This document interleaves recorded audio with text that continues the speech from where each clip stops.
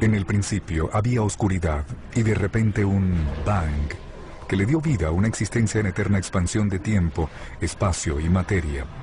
Todos los días, nuevos descubrimientos están revelando los misteriosos, alucinantes y mortales secretos de un lugar que llamamos el universo. En la Tierra, los líquidos están a nuestro alrededor, incluso dentro de nosotros, pero nuestro mundo no es como otros. Cuando miramos las estrellas y los planetas de nuestro vasto cosmos, vemos que la presencia de líquidos es inusual, y cuando los encontramos, fluyen de forma extraña en mundos estrambóticos. Es un ambiente donde nada de lo que construyamos en la Tierra soportaría más de una fracción de segundo. Nuevos descubrimientos están siempre cambiando lo que sabemos de la agitada y burbujeante materia de nuestro universo líquido.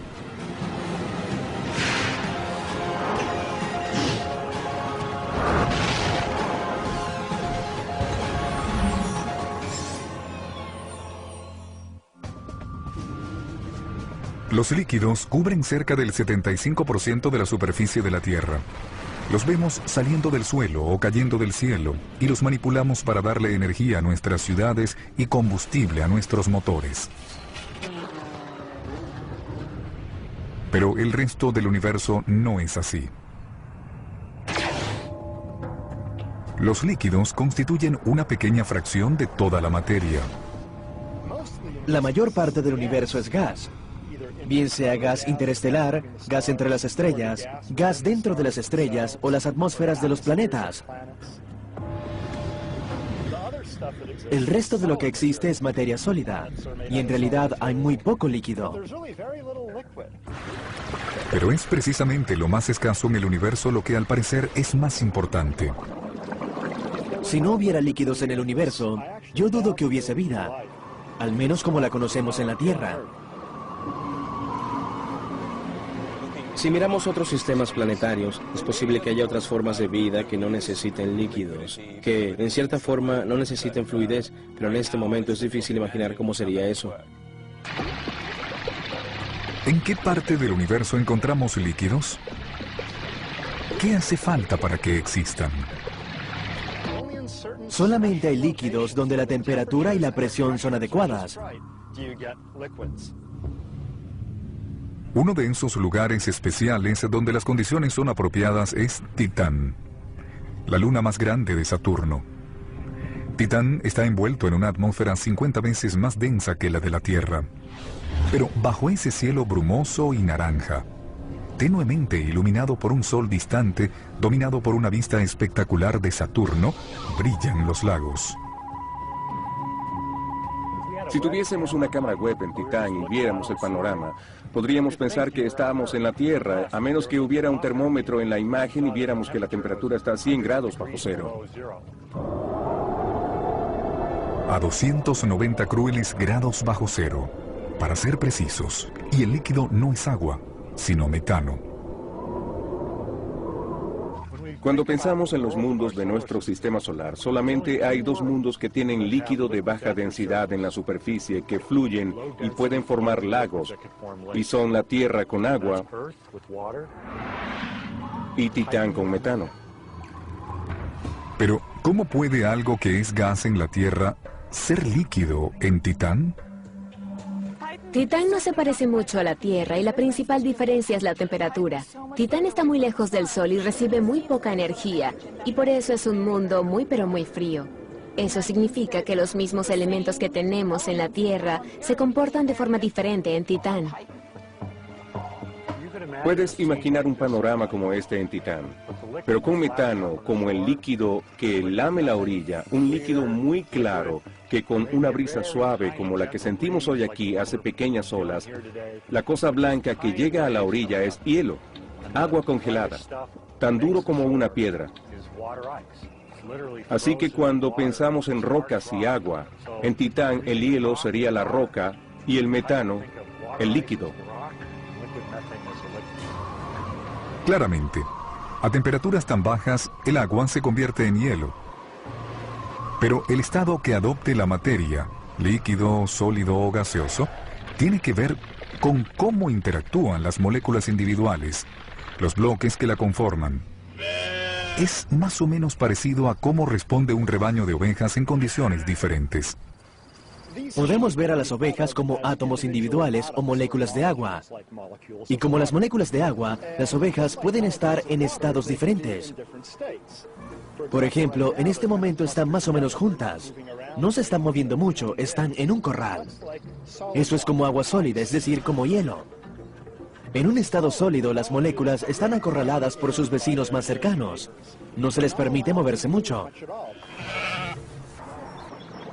Cuando el agua hierve y se convierte en vapor, cambia del estado líquido al estado gaseoso. Las partículas que constituyen un gas, los átomos, las moléculas, están dando vueltas de forma caótica y tienden a moverse más rápido si la temperatura es alta. Las ovejas deambulando en un campo abierto son libres de moverse a donde quieran y no permanecerán juntas necesariamente. Pueden moverse en una dirección u otra. Ese sería el estado gaseoso de las ovejas. Están lejos unas de otras, hay mucho espacio entre ellas y sus movimientos no están condicionados. Pero el líquido, como el agua, es algo mágico. Es un estado de la materia en el limbo, en algún lugar entre las estructuras rígidas de lo sólido y la dispersión aleatoria del gas. En un líquido, los átomos, las moléculas, están condicionados de alguna manera por sus vecinos. Pueden adelantarse unos a otros un poco, pero tienden a fluir juntos. Cuando las ovejas están en el rebaño, más o menos coaccionadas por los pastores yendo de un lugar a otro, puedes pensar en ellas como un líquido. Unas pueden pasar a otras un poco, pero no se alejan mucho de sus vecinas, van todas juntas. Se mueven con la corriente, por así decirlo. En Titán, las gélidas temperaturas mantienen unidas a las moléculas de metano en estado líquido. Y se mueven como las ovejas en un rebaño. En la Tierra, el metano es un gas en la naturaleza con sus moléculas flotando como las ovejas libres. Para transformarlo en un líquido y que sus moléculas se muevan como un rebaño, los científicos tienen que unirlas con una presión 300 veces mayor que la presión de la superficie. El metano en la Tierra se usa principalmente para calefacción y cocinar. Así que el metano es una buena fuente de energía, bien en forma de calor o de energía de propulsión. El metano líquido es una fuente de energía tan poderosa que la NASA lo está probando como un combustible para cohetes. 3, 2, 1, despeguen. En la actualidad, las naves espaciales despegan con la ayuda de tanques llenos de hidrógeno líquido. Como es más liviano y denso que el hidrógeno líquido, los lanzamientos hechos con tanques de metano podrían ser mucho más económicos. Y así como el hidrógeno líquido, el metano líquido se quema fácilmente por la presencia de oxígeno. Pero en Titán, debido a la falta de oxígeno en la atmósfera, el metano no es inflamable. La Tierra tiene nitrógeno y oxígeno, y Titán tiene nitrógeno y metano. Y es curioso que esos sean los únicos mundos en el sistema solar que tienen nitrógeno como su gas dominante en la atmósfera. Así que, en ese sentido, Titán es un mundo hermano. El oxígeno sería un peligroso gas explosivo en Titán porque está rodeado de metano. De la misma manera, el metano es un peligroso gas explosivo en la Tierra porque está rodeado de oxígeno. En Titán, el metano líquido se acumula en piscinas y algunas son tan grandes como los grandes lagos de Estados Unidos. El país de los lagos en Titán está en la región polar del norte, donde hay un enorme número de lagos. No entendemos por qué todos los lagos se fueron hacia el norte y dejaron uno en el sur. ¿Por qué no hay más lagos en el sur? Un descubrimiento reciente puede haber provisto una pista importante. En agosto de 2009, los investigadores detectaron la aparición repentina de nubes con tormentas alrededor del ecuador de Titán. Eso podría significar que el metano líquido imita el ciclo del agua en la Tierra, donde el agua se evapora de los lagos en un área y llueve en otra para formar otros lagos. En los paisajes del desierto de la Tierra ocasionalmente se forman nubes, llueve muy duro y el agua corre por los valles secos.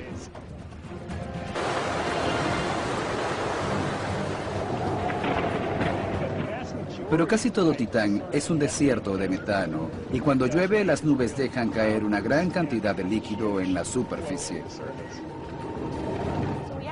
Pensamos que la capacidad del metano para erosionar y tallar canales y valles en Titán es muy similar a la capacidad del agua para tallar valles en la Tierra. Una razón por la que se están formando lagos en el norte puede ser porque esa región está experimentando una larga estación lluviosa. A Saturno le toma 30 años dar la vuelta alrededor del Sol, así que 4 estaciones en Titán se toman 30 años. Cada estación dura unos 7 años. Pensamos que las precipitaciones son mayores en primavera u otoño. Eso significa que en el hemisferio que esté pasando por esa estación se forman muchos lagos. Pero el metano llueve diferente al agua gracias a la densa atmósfera de Titán y la poca gravedad. Imagina las gotas el doble de grande de las gotas de agua en la Tierra cayendo a una velocidad más lenta. Pero si te tocaran la piel, sentirías unas gotas muy frías. Pero el metano líquido no es agua, y quien osara sumergirse en un lago de metano se llevaría una sorpresa muy desagradable.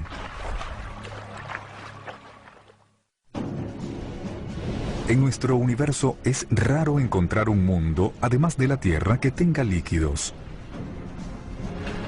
A la distancia, los lagos de metano de Titán parecen muy familiares e invitadores. Pero es un lugar ajeno. Para empezar, la temperatura del agua en los lagos de Titán está a cientos de grados bajo cero. Y asumiendo que se sobreviviera al frío, nadar en un lago de metano sería una experiencia impactante, por una razón totalmente inesperada. La densidad del metano líquido es mucho menor que la del agua. Así que ahí uno sería muy pesado y se hundiría. Yo peso 100 kilogramos. En el agua mi peso efectivo se acerca mucho a cero. En metano líquido mi peso efectivo sería 40 kilogramos. Imagínate tratando de flotar en un lago o una piscina con un cinturón de 40 kilogramos en la cintura. Sería muy difícil. Nadar en un lago en Titán sería algo así. El metano es tan claro que los buzos podrían pensar que están viendo a través de aire líquido. Pero ese no es el caso en los lagos de agua. La opacidad del agua no se debe solo a la contaminación. También es el resultado de una característica natural del agua, que es vital para la vida en la Tierra. En esta jarra hay agua, con cuyas propiedades estamos familiarizados. Aquí tenemos un líquido que parece agua, pero no es agua. Es un hidrocarburo muy parecido al metano líquido de Titán. Son parecidos, pero tienen propiedades químicas muy diferentes. Para mostrar la diferencia entre estos dos líquidos, voy a meter en ellos unas galletas, el tipo de cosas que comemos: almidón, azúcar, sal. Las galletas ya están en el agua. Ahora voy a meter el mismo número de galletas en nuestro hidrocarburo líquido. Como el agua disuelve las cosas, también se considera un solvente poderoso. El metano, por su parte, no puede disolver otros materiales de forma tan efectiva. Mira cómo salen las galletas. Están tan crujientes como cuando las metimos. Este no es muy buen solvente.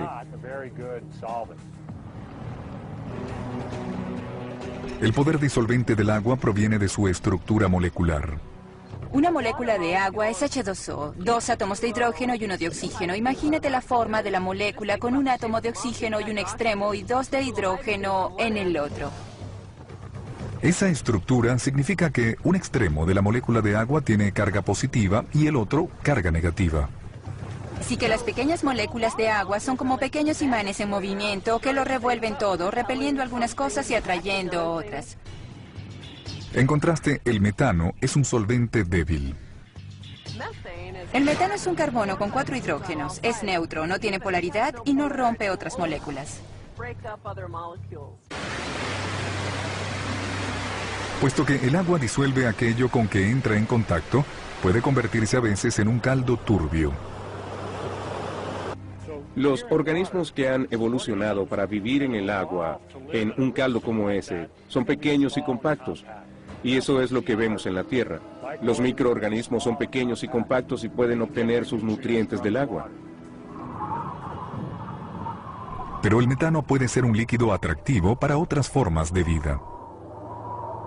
Imaginen que un organismo en Titán está mirando la Tierra y ve agua. Le horrorizaría que algo quisiera vivir en un líquido tan reactivo, caliente y agresivo. Y pensaría que en la Tierra no podría haber vida en un líquido tan difícil de controlar. Cualquier visitante extraterrestre podría sentirse atraído a Titán o la Tierra inmediatamente por los líquidos que flotan en la superficie. Más de 300 trillones de litros de agua se agitan en la Tierra nada más. Pero puede que los viajeros interestelares no se impresionen mucho con ninguno de los 7 mares de la Tierra o los océanos más grandes y profundos de nuestro sistema solar. Júpiter, el quinto planeta, oculta un mar líquido inmenso y extraño bajo sus misteriosas nubes. Para llegar a ese líquido, haría falta una nave espacial más allá del alcance de la tecnología moderna. De alguna manera tendría que soportar presiones increíbles y, lo que es más importante, tendría que resistir temperaturas mucho más calientes que la de la superficie del Sol. Con un volumen 1400 veces más grande que el de la Tierra, ese planeta gigante está hecho más que todo de helio e hidrógeno. Pero a muchos kilómetros debajo de esas nubes, hay un punto donde el peso de esa atmósfera es tan intenso que el gas se convierte en líquido.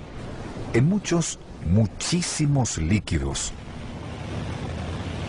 El viaje hacia los líquidos comienza en la capa más externa de la atmósfera de Júpiter, donde la presión del aire es parecida a la que experimentamos en la superficie de la Tierra. Zambullirse en Júpiter sería una experiencia increíble. Primero pasarías entre las capas de nubes más altas, donde el amoníaco, el metano y otros compuestos son muy coloridos y hay muchas tormentas y remolinos. La explosión de color indica una extraña combinación de químicos mezclados en hidrógeno y helio. Hay muchos compuestos de sulfuros diferentes en la atmósfera de Júpiter, así que a medida que caes a través de las capas superiores sentirías un olor a huevos podridos, de modo que un viaje a Júpiter empieza de forma desagradable.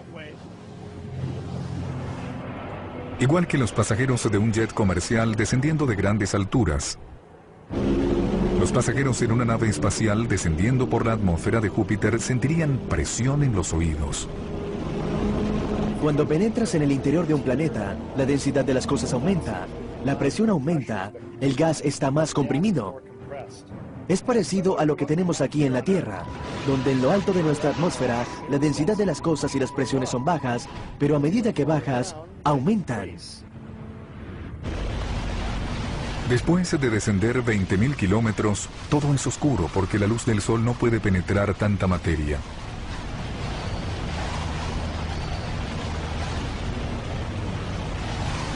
Al final, la oscuridad desaparece y la luz que refleja el océano de Júpiter yace abajo. En Júpiter no te das un chapuzón en un océano líquido de la misma forma que te darías un chapuzón en la Tierra. Es más parecido a bajar por un vapor que se hace más y más denso hasta que no puedes distinguirlo de un líquido muy pero muy caliente. El líquido es hidrógeno. El vaporoso mar que se extiende de horizonte a horizonte es lo que funge de superficie de Júpiter.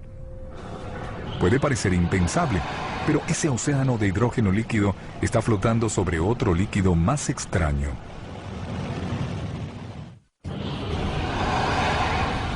No es fácil encontrar líquidos en otros mundos aparte del nuestro.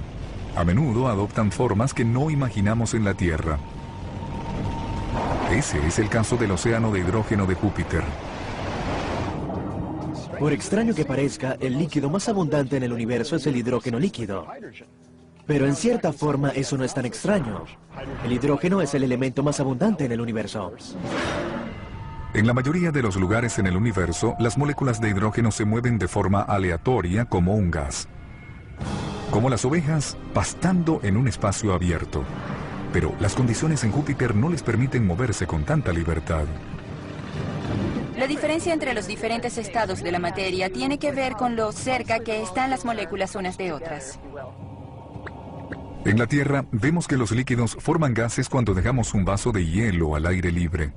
A medida que el aire caliente entra en contacto con la superficie del vaso frío, la caída de la temperatura socava la energía de las moléculas de aire y las acerca más para formar un líquido. La temperatura no es lo único que afecta al estado de la materia. La presión también juega un papel importante. Puedes imaginar que la presión aplasta. Mientras más alta la presión, más aplasta y une a las moléculas y puede comprimir a un gas para convertirlo en un líquido. Por ejemplo, incluso en el espacio interestelar, donde la temperatura es 450 grados bajo cero, un vaso de agua podría evaporarse. Cuando llevas un vaso de agua al espacio, no es la temperatura, sino las bajas presiones lo que permiten que las moléculas vuelen libremente y conviertan el vaso de agua en un gas. Lo contrario ocurre en el interior de la caldera explosiva de Júpiter, donde las moléculas de hidrógeno están apiñadas por el peso colosal de su atmósfera. Si aprietas las partículas de modo que no vibren mucho, tienden a unirse y empiezan a fluir juntas. Ese es el estado líquido. Por eso es que si el hidrógeno líquido se transportara instantáneamente a la Tierra sin presión suficiente para contenerlo, hasta un poco redefiniría lo que pensamos de una bomba de hidrógeno. No sería buena idea tomar una taza de hidrógeno líquido de Júpiter. Está a una presión tan alta que sería tremendamente explosivo, mucho más explosivo que el TNT. Sería un desastre total.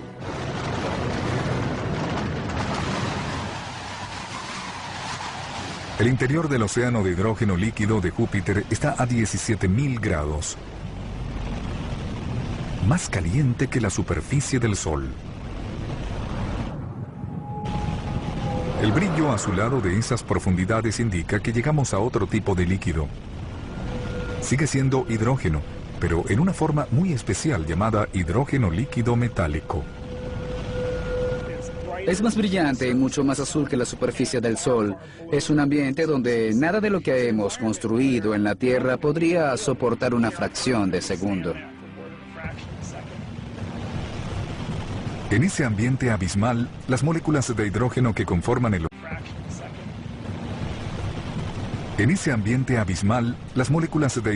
conforman el océano de Júpiter empiezan a actuar de forma extraña. Las moléculas normales del océano de hidrógeno líquido se parecen a las ovejas cuando se mueven en un rebaño. O mejor aún, se parecen más a lo que pasa en un parque de diversiones cuando los carritos de choque dan vueltas en una pista. Lo que hace que un líquido sea un líquido es la capacidad de los átomos y las moléculas de deslizarse uno al lado del otro. Los átomos tienen libertad de movimiento y se empujan de forma parecida a los carritos de choque en esa pista. No pueden volar libremente, pero cambian de vecinos todo el tiempo. Dentro de cada átomo de hidrógeno en estado líquido o gaseoso, hay un solo electrón unido al núcleo y sujeto en el asiento del conductor de su propio carrito de choque atómico. Pero en la superficie de hidrógeno líquido metálico de Júpiter, hay una profundidad donde la presión alcanza 3 millones de veces la que experimentamos en la superficie de la Tierra. Las moléculas de hidrógeno se vuelven locas. El hidrógeno líquido se convierte en hidrógeno líquido metálico. Lo que quiero decir con eso es que el hidrógeno líquido comienza a conducir electricidad y calor también. Dentro del hidrógeno líquido metálico, los electrones brincan de molécula en molécula, separándose de su núcleo en busca de otra casa. Llevan cargas eléctricas con gran eficiencia de un lugar a otro y transportan la carga eléctrica. Eso es la corriente, es lo que permite que fluya la corriente. Si alguien descarga un rayo ahí, no querrías estar en ese lugar, porque esa electricidad viajaría fácilmente por el hidrógeno líquido metálico y te destruiría, te freiría.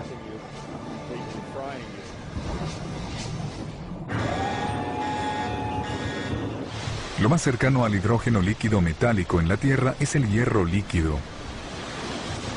Cuando vierten el hierro líquido de la caldera, está caliente y brillante. Está fluyendo y conduciendo electricidad. Eso es muy parecido al interior de Júpiter. Dentro de Júpiter, el hidrógeno líquido metálico es diferente al hidrógeno líquido normal porque conduce electricidad.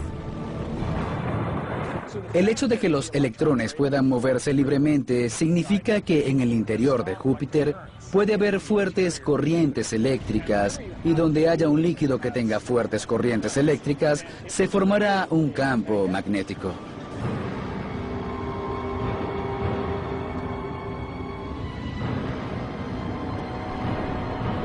El campo magnético de Júpiter recoge y desvía partículas cargadas que viajan por nuestro sistema solar a más de 6 millones de kilómetros en todas las direcciones.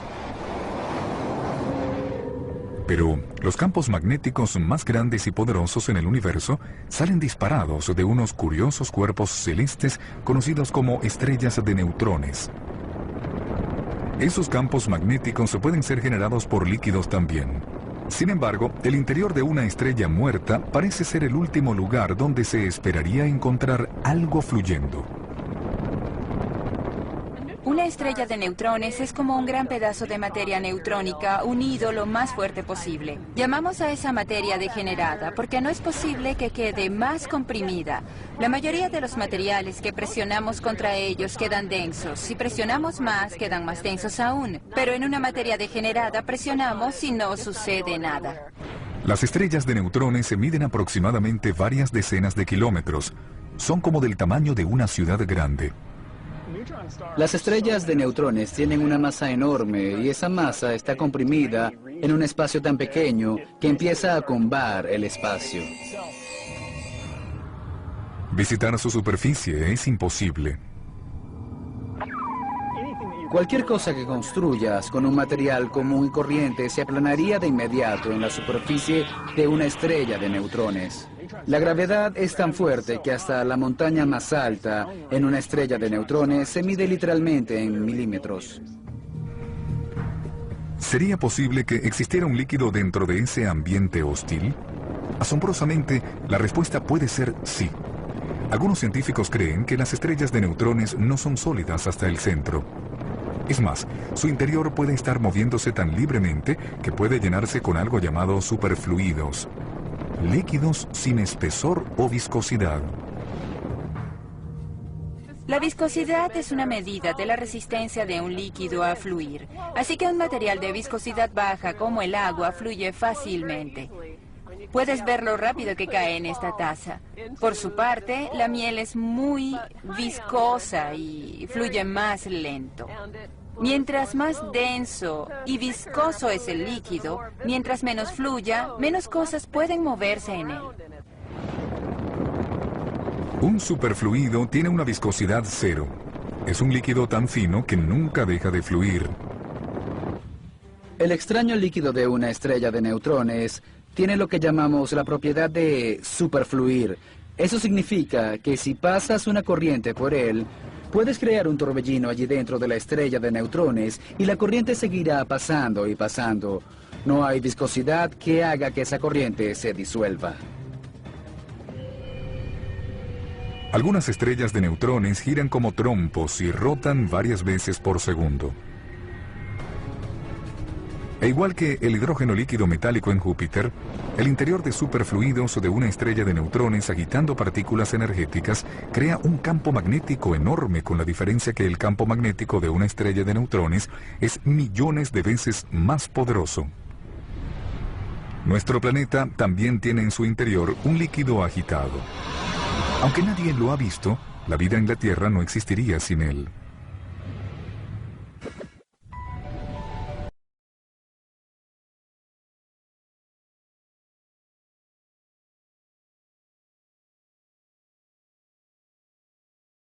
Crítico, pero hay otro líquido terrestre igualmente vital. A 30.000 kilómetros bajo la superficie de la Tierra, donde la temperatura es de 7.000 abrasadores grados, un mar de hierro líquido de más de 1.500 kilómetros de profundidad envuelve el interior sólido de nuestro planeta. Pero, ¿Cómo pueden estar seguros los científicos de lo que hay en el interior de la Tierra? Eso es exactamente lo que Gina de Danbury, Connecticut, quería preguntarle a El Universo cuando nos mandó este mensaje de texto. ¿Cómo sabemos que la Tierra tiene un interior de hierro si nunca lo hemos visto? Gracias por preguntar. Resulta que a menudo los científicos pueden inferir las cosas indirectamente, aunque no las vean directamente. Por ejemplo, sabemos que la Tierra tiene en su interior una capa de hierro líquido que envuelve el centro de hierro, porque la Tierra tiene un gran campo magnético, y los movimientos en esa capa de hierro líquido, que conduce electricidad, es lo que produce el campo magnético. Sin campo magnético, la vida en la superficie de la Tierra se vería afectada. Si no existiera, todas las partículas cargadas provenientes del Sol y el espacio exterior traspasarían nuestra atmósfera e interactuarían con las células vivas y causarían muchas más mutaciones cancerígenas. A diferencia del centro, las condiciones en la superficie de la Tierra convierten al hierro en un sólido tan fuerte que lo buscamos para construir altas torres de oficinas o largos puentes. Pero en las distantes profundidades de la galaxia hay mundos tan calientes y densos que el hierro no es más que una llovizna vaporosa. Están allá afuera, en su mayoría ignoradas y poco entendidas. Demasiado grandes para ser planetas y demasiado pequeñas para ser estrellas. Se conocen como enanas marrones. Esos objetos son como versiones de Júpiter de un supertamaño. Son gigantes de gas, pero hasta 75 veces más grandes. En cierto modo, las enanas marrones son las estrellas fallidas. No tienen suficiente masa para producir altas temperaturas y presiones en su interior como para encender el hidrógeno normal y quemarlo por largo tiempo. Igualmente, son objetos muy calientes y a pesar de su nombre, no son marrones. Si estuvieses en una, verías que tiene un brillo naranja rojizo, verías que desprende mucho calor, así que te quemarías en la cercanía de una enana marrón. Estos objetos son tan calientes que las nubes de las enanas marrones no son de vapor de agua como en la Tierra, son más bien de un vapor férrico. En el interior de las enanas marrones, donde las presiones son suficientemente altas, el gas férrico puede condensarse y convertirse en líquido. Es más, podría caer como líquido, como gotas de hierro. Eso es genial. Es correcto. En las enanas marrones llueve hierro. Afortunadamente en la Tierra no hay lluvias de hierro, pero si las hubiera, no serían muy agradables. Te caerían gotas de hierro en la cabeza, las mejillas y los brazos, y te quemarían. Además, que serían muy pesadas. No sería muy agradable que te cayera una gota de hierro a gran velocidad. El hierro líquido nunca cae en la Tierra, pero podría estar cayendo en todo el universo.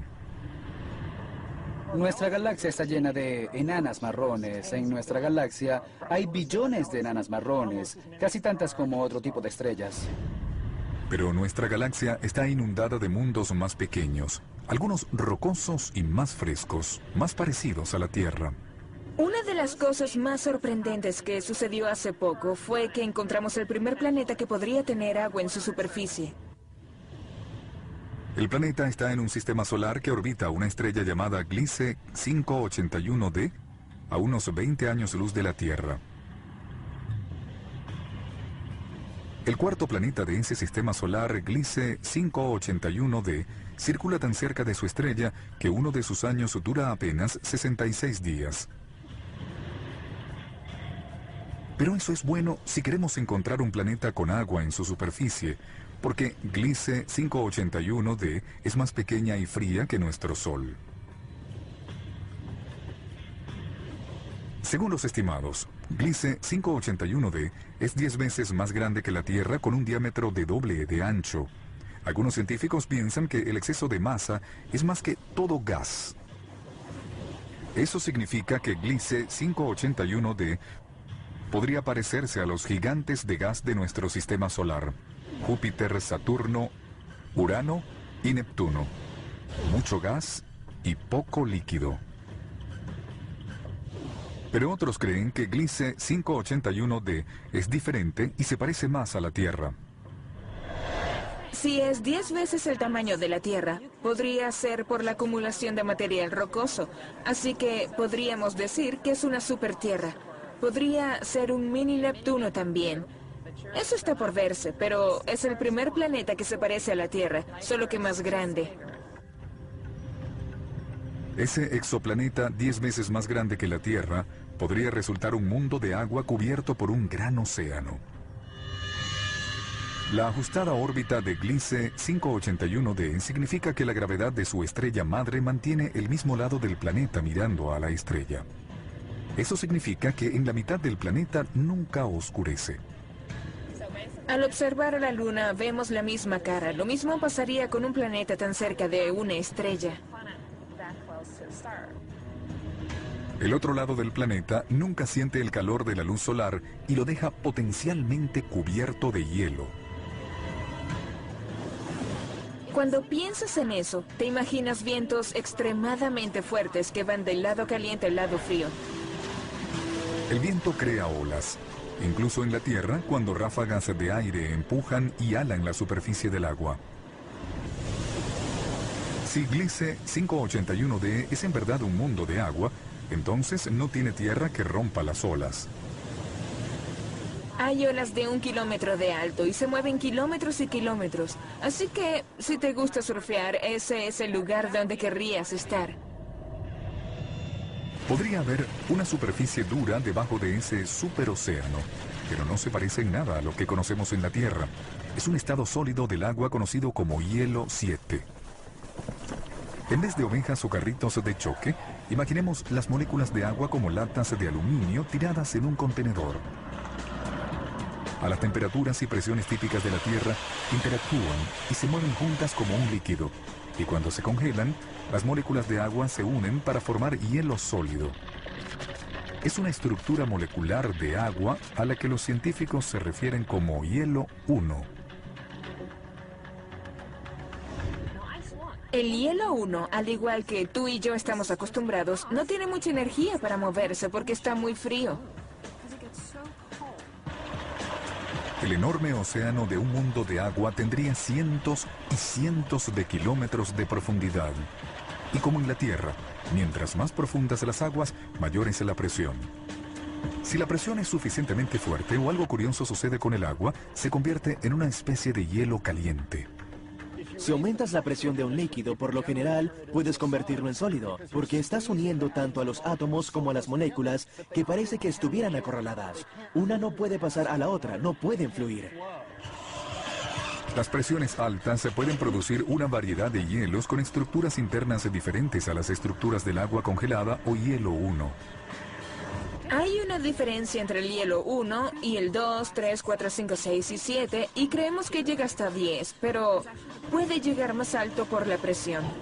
La diferencia entre el hielo 1 al que estamos acostumbrados y los otros hielos es la presión que actúa en estas latas. En un planeta así de grande, la presión del agua puede ser millones de veces más alta que la que experimentamos en la Tierra. Eso significa que el hielo 7 podría estar formándose debajo de los océanos en Gliese 581d.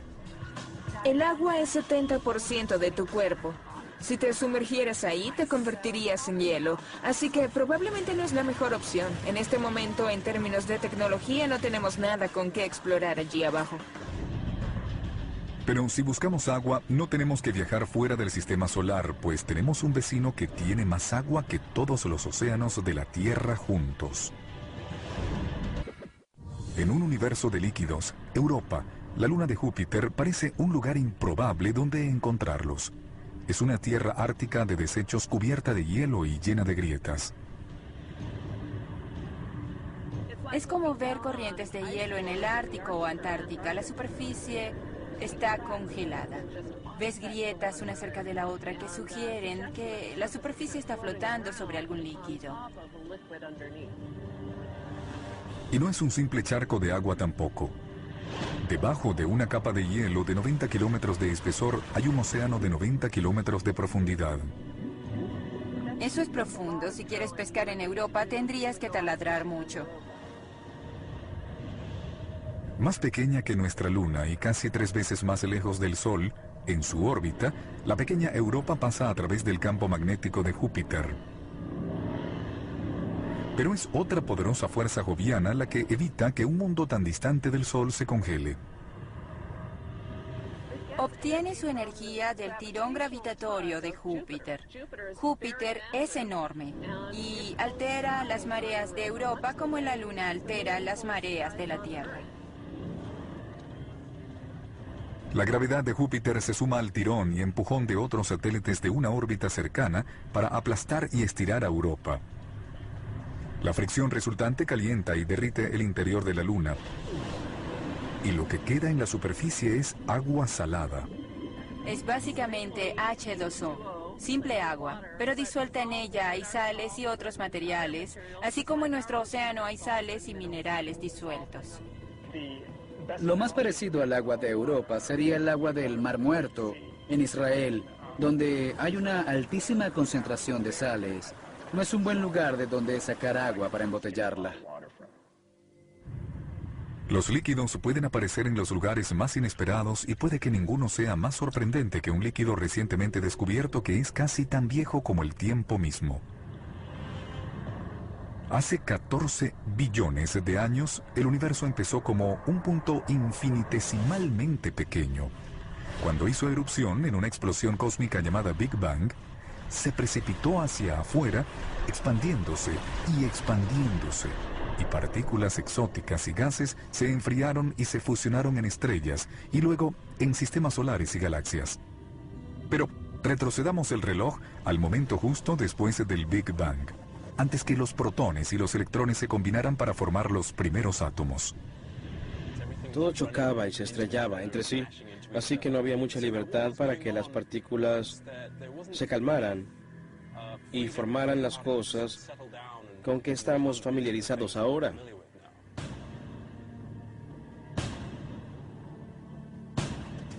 Al principio, el universo era como un desierto monótono ardiendo a una temperatura de 1 millón de billones de grados.